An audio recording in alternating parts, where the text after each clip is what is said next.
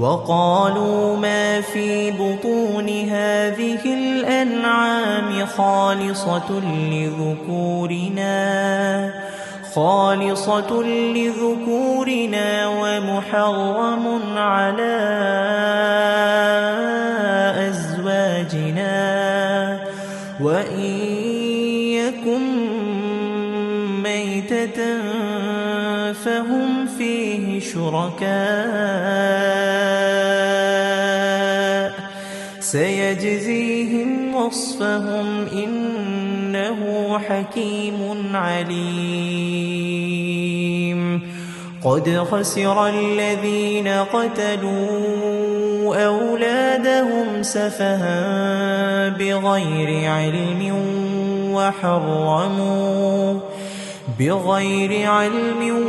وحرموا ما رزقهم الله افتراء على الله قد ضلوا وما كانوا مهتدين